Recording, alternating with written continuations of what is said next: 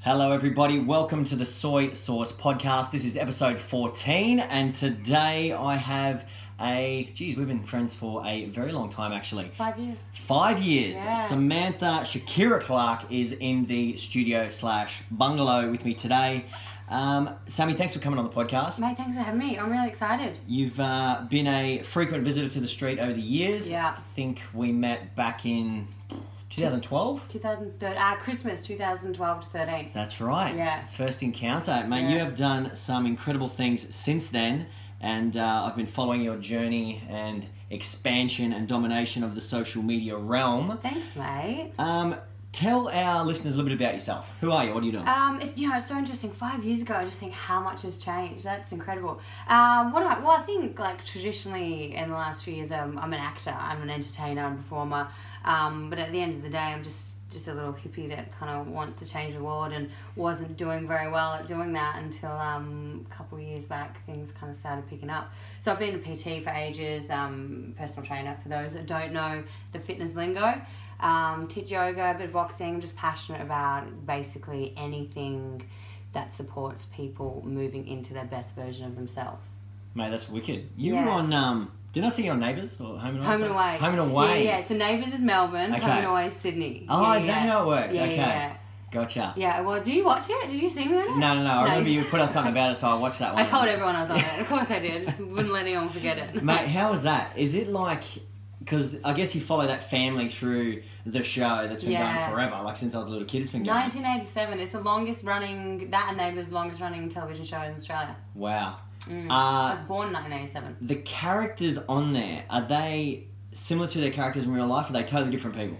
Do you know what? Because Home and Away, it's one take. So, because it's on every single night. Yeah. And so you don't really have much luxury to act too different to who you are, if that makes sense. Yeah, okay. So because, you're on a film or something, you get 1,000 takes. Whereas Home and Away, you get 2 takes next. And so Gotcha. That's why a lot of young actors go on to good things after that, because they learn to just get it done in one take. So it doesn't actually leave much room for like character acting, if that makes sense. No, it does, yeah. There's no time. That's incredible, okay. And what else happened after that? I know you ended up on Ninja Warrior and other TV stuff. Was there more TV along that? I mean, I think I'm in the face of like Finder.com at the moment, which everyone keeps telling me is just being thrashed in Australia.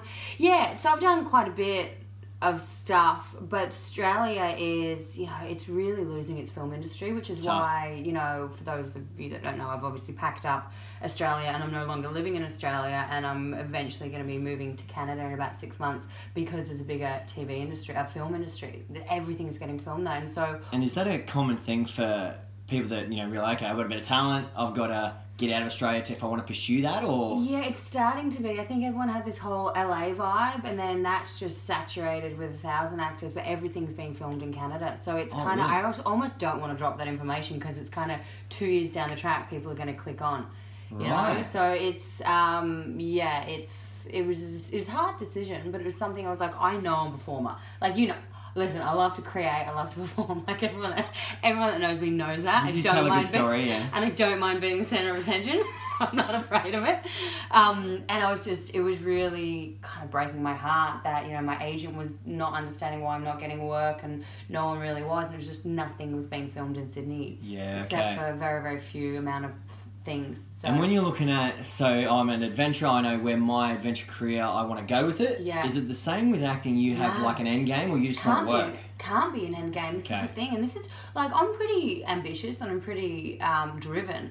And it was in many, many ways, and we'll get to why I started my business Slice the Pie soon, but in many, many ways, it was soul destroying to only be an actor, because I'm like, right, this is X, Y, and Z I want to achieve, but then you wait for an audition. And even getting an audition is a big process. So it was... this dynamic of me being an incredibly creative person, wanting to create, and also being incredibly driven and having to wait for someone to not even give me a role, but to give me an audition. And it's heartbreaking, because I'm like, what do I do in the meantime? And, I was doing fitness and all of that, and that was one, I guess, tip of the iceberg of what I enjoy. But there's this big, like, undercurrent under me of, I need to do more. I have to do more, and it just wasn't and isn't available as much in Sydney or Australia. And so how hard is it? What's the ratio? Like, how many auditions did you have to do to get your first crack?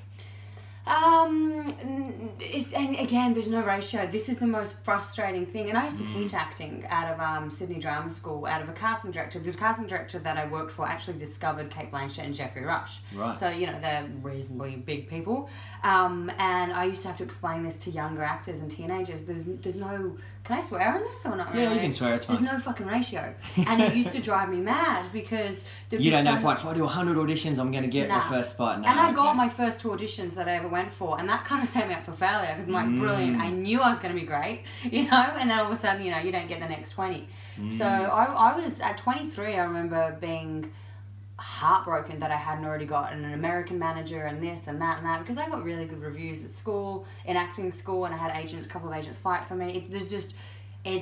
You can almost say it's luck. You need the talent, but then, and also I'm blonde hair, blue eyed, living in Australia. Like, I'm not hard to find. There's many of me. Yeah. There really is. And so there's no stat.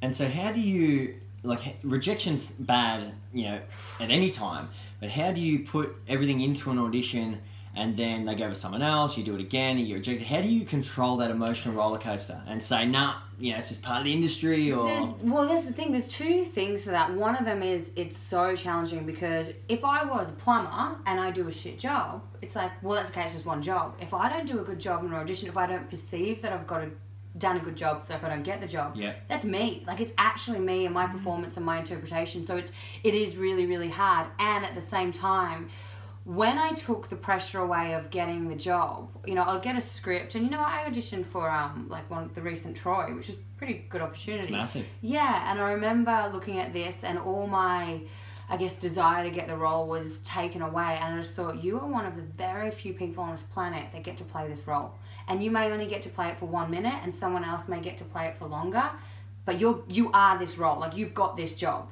right now. And it brought back, I guess, the artist in me, and it got me out of my head and into my heart and just creating. Like, what a blessing. I get to do that. No one else does, because, you know, I had to sign the NDA, no one knew the role. So that really stopped me being an entitled brat, you know, like, put it in perspective. At least you got a shot. And I got to create. Like, if you're truly an actor, like, I really believe at the heart of it, back in the day, acting was humanitarian work, you know. People would go to theatre so they could forget about the poverty, they could forget about, you know, everything that was going on, and you give people an opportunity to experience vulnerability and emotions that they're probably not comfortable experiencing outside. So, you know, you can really shift people's perspective in acting, and to be able to go into an audition and do it just for a moment and to have someone watch your performance, if you really are an artist, like at the heart of it, if it is really at the core of what you want to do on this earth to create, then getting the roles kind of, you just get used to not getting them, and you get grateful to create, or you go mad. And I guess those early, like those audition phases would weed out those that are looking for just the career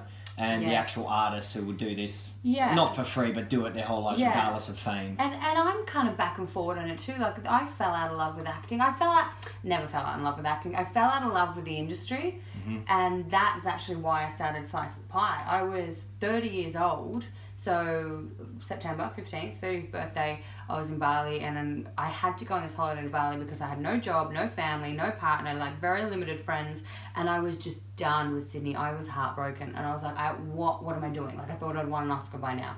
And I decided to go overseas, so I wasn't in Sydney alone for my 30th. And on my birthday, I remember looking up in the morning, I don't know what I was looking to, and I was like, just give me something today, you know, just give me something. And I was on a boat trip, 2-hour boat trip to Gili, one of the islands in Bali, and within that 2 hours, I'd had the name Slice the Pie, I had the business plan, I knew exactly what I wanted to do. By the time I got off that boat, I knew that there was another platform that I could create. So tell us about that. What's all that about? What's Slice the Pie? Because it's been going for a few years now. No, 6 months. Oh, 6 months. 6 months. So what I guess my social media reach has been going for about a year and a half. And that, to be honest, is what's given me the opportunity to create Slice of the Pie. So Slice of the Pie, the elevator pitch is, it's basically an influence company where I travel the world looking for places, activities and events that are having a positive impact on the world based on the United Nations Sustainable Goals. So there's 17 sustainable goals: life on land, life on sea, gender equality, 17 of them. And so I go and support businesses and projects and accommodation or anything that I think is contributing positively to society. And there's a humanitarian aspect to it. Yeah, huge, because I have this online presence, this social media presence, which, you know, who knows why you get it or who earned it or who you didn't, but I had it and I didn't want to become self-involved. I didn't want it to feed my ego. I needed a way for it to feed people's souls.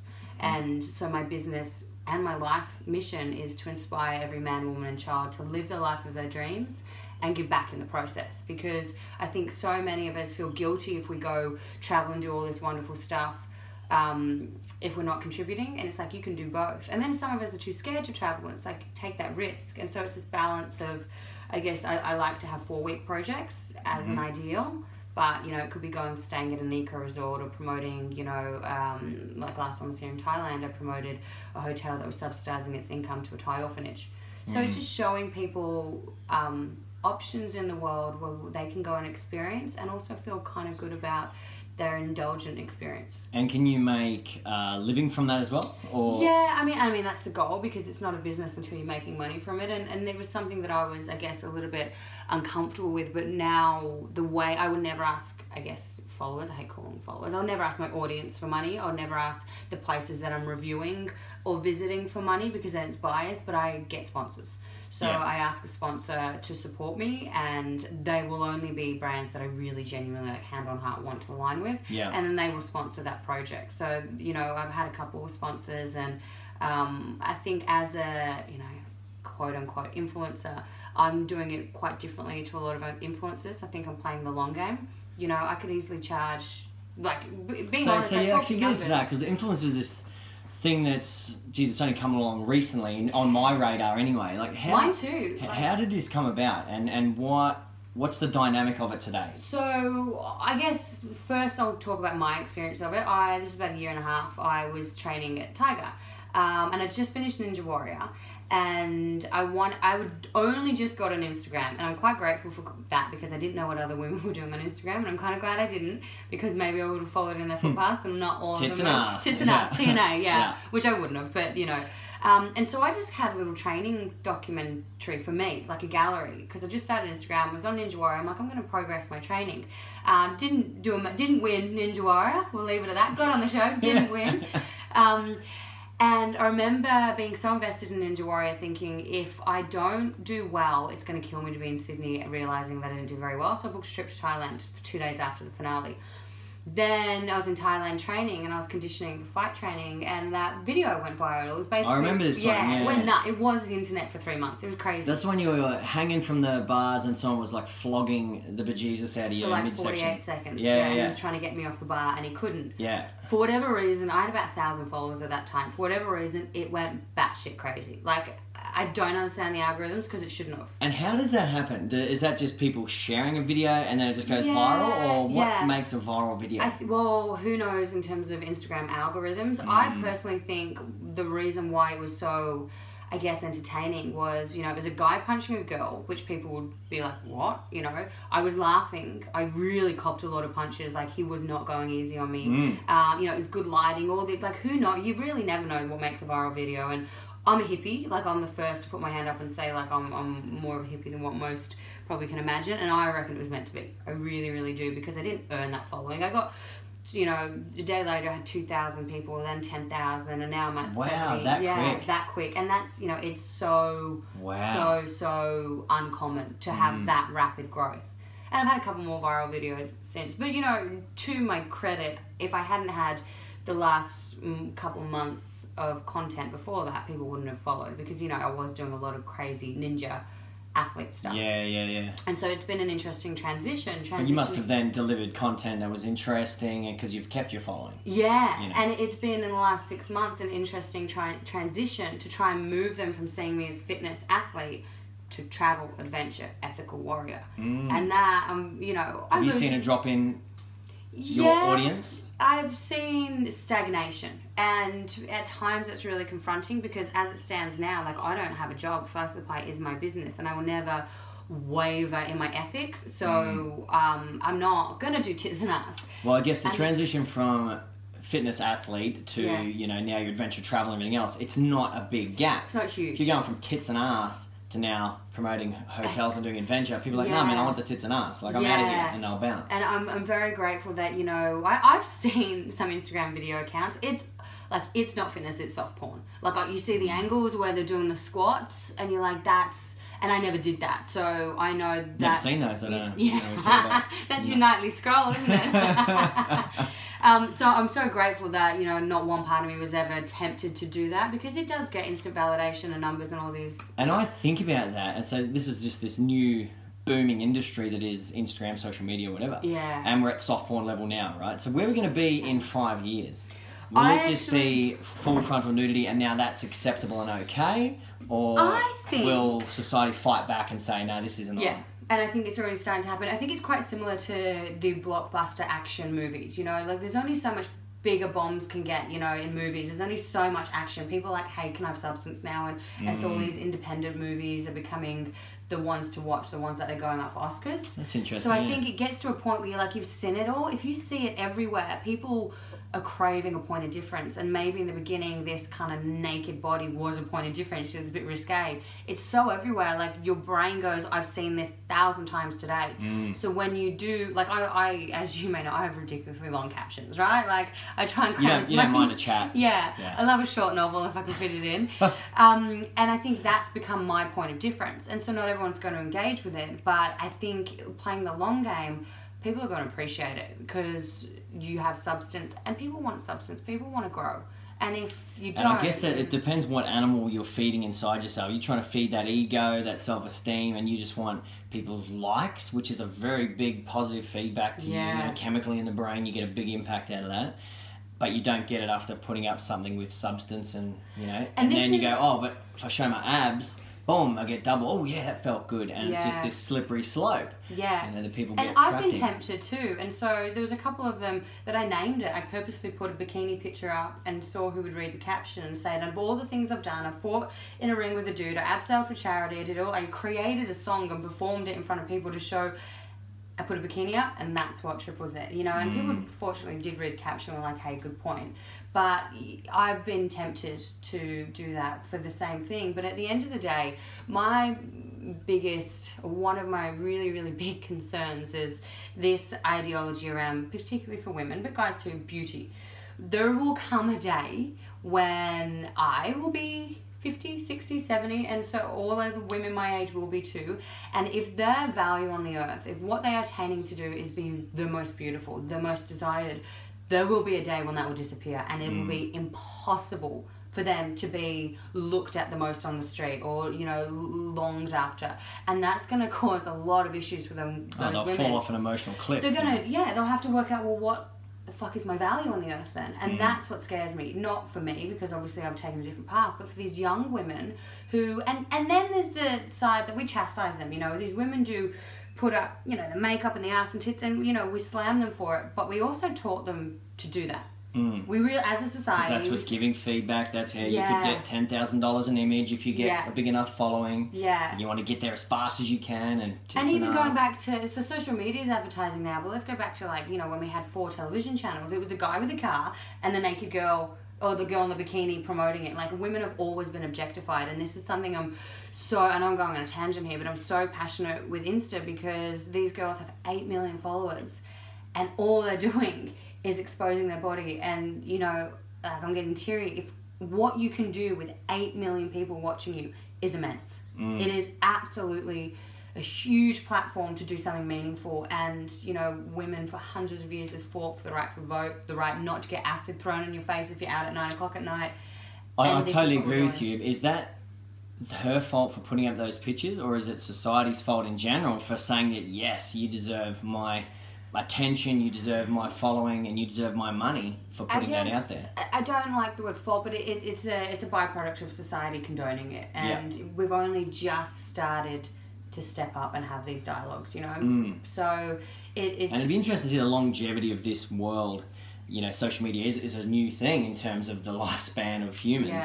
How long will it last? Where will it go? Is it just going to be us sitting in our rooms with VR goggles, you know, scrolling through nude and just getting into all sorts of depravity, or will it reset and go back to what you're talking about, with, you know, values and meaning and, you know, life stuff? And I think that's the beauty of social media, because there are so many options. It's always all going to exist. Back in the day, we had 4 channels, and you watch the 4, and that's your news. Whereas now, people can go, you know what? Sammy's not showing enough tits and ass, I'm going to unfollow. Or Sammy's really talking about passionate stuff, I'm going to recommend it to my friend. So I think both will just exist for a while, and I think that might happen for quite a while. Because if Instagram and Facebook have anything to do with it, those platforms are not going anywhere. Then the actual platform is going to... It's going to be for the next 5 years. It's a much too powerful tool now. Yeah. So what advice do you give, let's stick with girls who want to have what you have. You have a lifestyle where you can live off this social media world. Yeah. They want to get there now. What advice you got for them? Firstly, I'd say it's not real. Like, being really honest, like, people go, you're so lucky. I don't have a glamorous life. Like, I've got no more income coming in as it stands today, and I've got $1,600 in my bank. Mm-hmm. You know, and people think I've got this beautiful, and when I'm at these places, it's hard work. I'm constantly, so the first thing I'd say is the social media is not real. And there's a tricky dichotomy of, you know, finding your digital self and your real self. And people are so blended. You know, they're thinking about getting rid of the actual platform of the phone and putting chips in you in the next, 20 years. That's a thing, yeah. And so then what happens? Like, you will become your digital personality. It's going to be very, very confusing because they will actually bridge that gap between. So I would say, if you have something meaningful to offer the world, what it is that you want to serve the world with, and you could be passionate about X, Y, Z. Carrots. Carrots. How is the carrot lover going to? Yeah, you could really want to famous. promote organic carrots. You get really passionate about that, you speak about and you photograph and you get into what you're passionate about, the audience will come to you. If you're aiming to get an audience, you will lose substance and you'll also lose your mind in it. It can be very addictive. The moment I got rid of my other work and made Instagram my business, I started getting addicted to it. And I am now. It's like... But in the last few months, I built a life outside of it and got, excited about other stuff.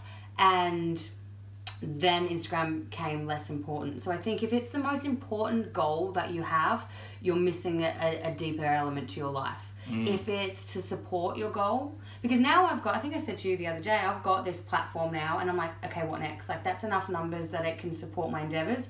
What are my endeavors? If my endeavors, and they have been for a while, to get a few more numbers, like, when's it going to be enough? Never, because the dopamine effect created by Instagram is to make you addicted to growing your Instagram. That's why it's such a successful now you're business. about the why. What am I doing now? Yeah, so I think it's like, little girls, guys want to be famous. It's like, well, okay, for what? And it's a similar thing with Insta. If you want to grow your Insta, for what? If it is to grow your Insta, then... It's just to feed your self-esteem? Yeah, then it's not going to work because there are haters. There are a lot of them. And they love getting on board, So I would say with anything, particularly, in business, because I encourage all women to look at, going into business, and if that's something that serves them, find what it is you're most passionate about. I did an interview just before I left Sydney, and I was talking about the beginning of growth is service. I think if you really, really want to serve the world, if you, not like, I want to help, like you genuinely want to serve, you will get supported in that. People will see your truth. Your followers will see your truth. The people that you chat to will see that you're genuinely passionate, and the universe will support that.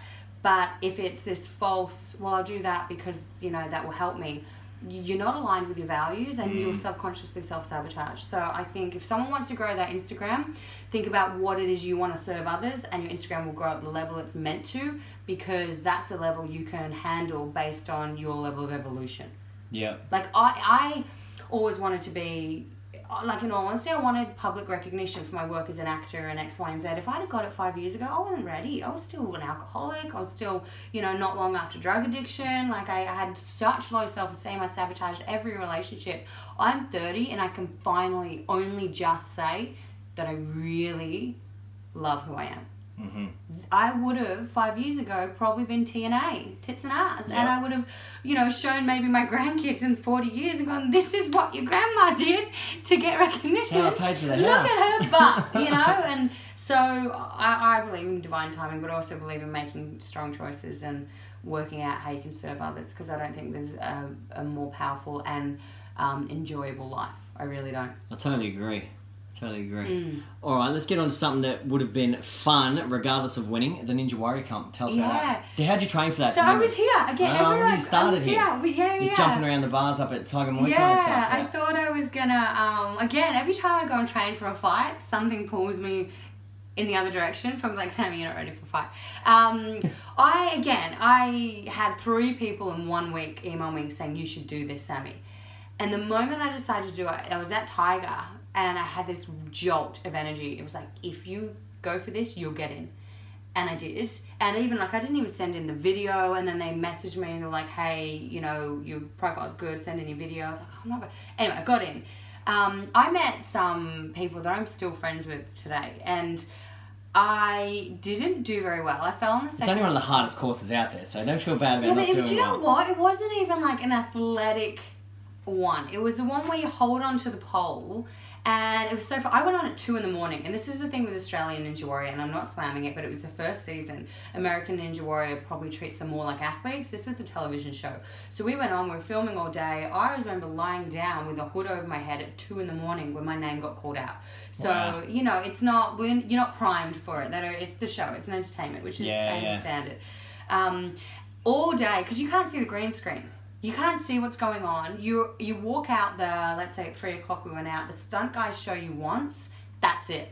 And on that obstacle, and this wasn't why I fell, but on that obstacle that I fell on, at 3 o'clock when the stunt guy showed me, I was looking at the finals obstacle out the back, and I was like, shit, I missed it. But that's not my excuse. My excuse was just the adrenaline. And I was telling everyone, you've got to go to the side, pull the pole back, and propel off. I was like pumping everyone up. I get out, pump from adrenaline, stand right behind it, hold it, and just drop off. And so I just, I was so calm the whole time though. It was fun. Would you do it again? No. No. And a lot of my mates did, and a lot of my mates are doing really, really well in it. It's like bucket list tapped out. Okay. And I'm starting to realize, I think I said this at the beginning, I'm kind of moving away from like really strengthening my body and strengthening my spirit instead. Like I've done a lot, you know, boxing, yoga, I've done all these physical achievements.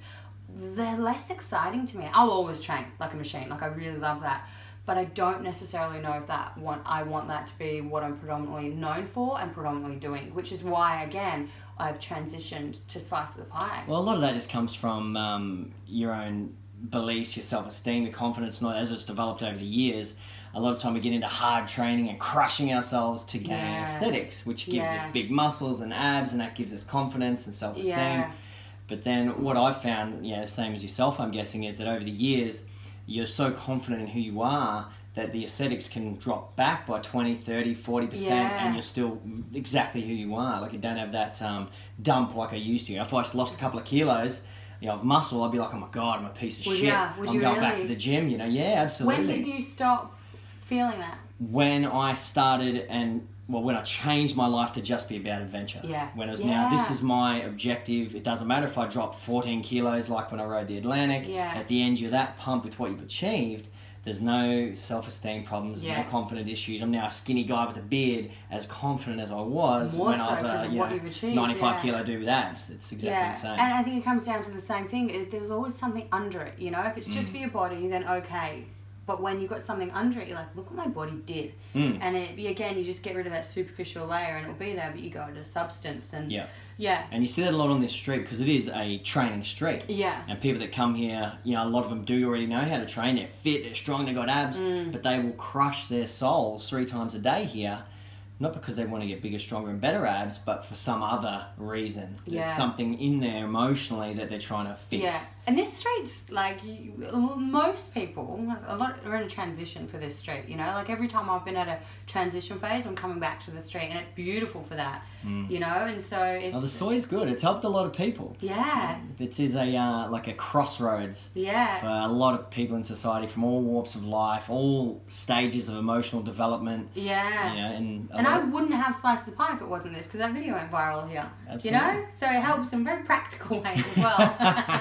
So what's next for Slice of the Pie then? What's the next project? So the next project actually is in a couple of weeks. I'm going to Cambodia. So I'm going to go work in an NGO. So I'm here for 3 more weeks. Nice. Having a week off and then working in an NGO. I originally wanted to make myself homeless in Cambodia. And because I was like staying in these beautiful places in New Zealand. They were eco resorts, and my mate called me. He's like, hey, just saw your video wanting to be home.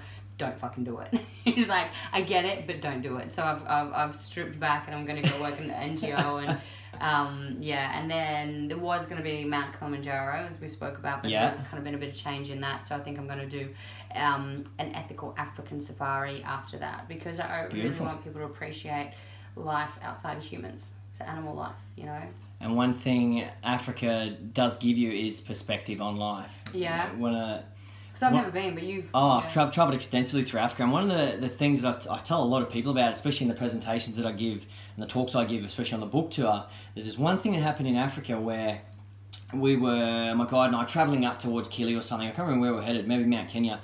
And we went over a little bridge, and down the bottom was a dry riverbed. And there was a bunch of guys down there, African guys, shoveling river sand through some chicken mesh to take out the big rocks. And then they shoveled it again through smaller mesh and again through smaller mesh to create this sand. Then they shoveled the sand into a truck. And these guys, and I asked my guide, so, what do they get paid to do this all day? And he said from sun up to sundown, they will shovel and they get $1 a day.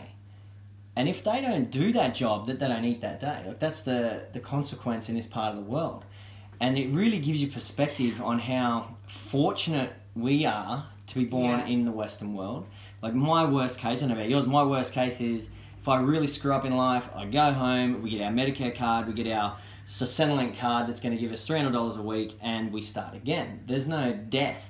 Yeah. For these guys, if they don't shovel from sun up to sundown, they die. And that's what Africa is really good for everyone that goes there, is to give you a bit of perspective in life. Yeah, which is exactly why I want to go there and document it, because even hearing that, again, it goes back to why I started Slice the Pie, like, to inspire every man, woman, and child, live the life of dreams, but give back. Yeah. Like, we are blessed, and let's not feel guilty about the fact that we're, born into 1%ers, but fucking do something with it. Like, come on, like, snap out of your fucking entitled, this I'm talking to myself, when's my next acting gig going to come up? When's the broadband going to get plugged in? Yeah. I'm so sick of Wi-Fi, like, and it's okay, we condition as humans, right? So we adapt to the environment, but to be reminded of that is, like, if I could spend the rest of my life doing that, I'd be rich.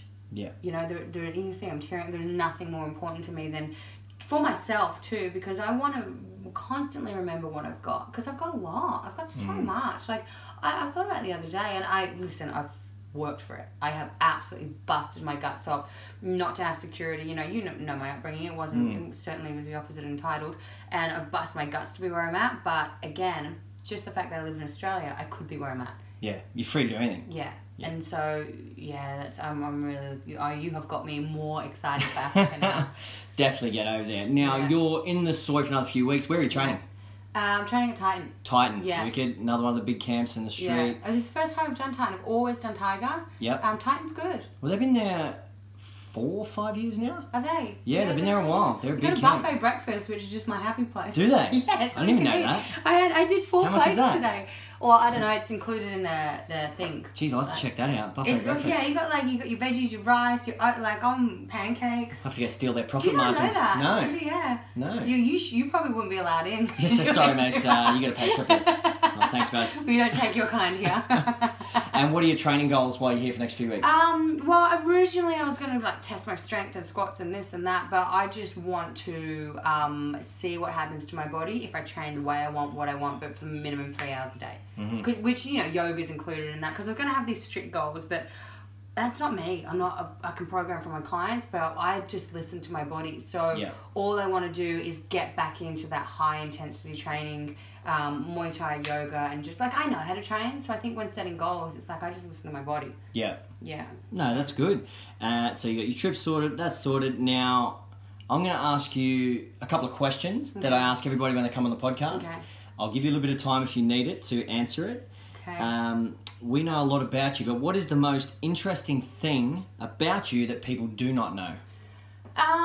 Do you know, I keep coming back to the same thing, and I guess, and I'm saying this not to be like, oh, poor Sammy, but I'm saying it because I really want people to know, one, never judge a book by its cover, and two, you can create anything.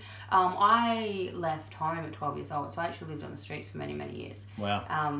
For, I think, a good 2 years, on the streets. In Australia, so again, not in Africa. Pretty good streets. Yeah, pretty good streets, but, Still. I was, with that family, and I was pretty heavy drug addict. And that really, really shaped me for many, many years, and I spent years feeling worthless and that I'd never amount to anything, and I got told that for years. And so, the reason why I'm saying that is not to go, oh, Sammy, you've come a long way, but so people go, fuck, I can come from anywhere and create anything, and these stories that you have in your head can be gone. You can let those stories go and, you know, start today anew.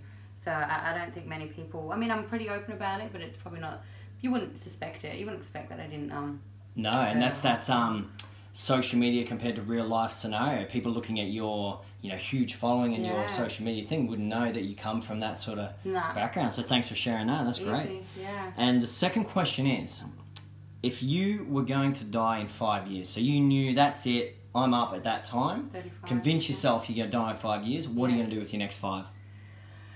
So I used to always plan what I would do, and again, it's a very esoteric answer, but that's me.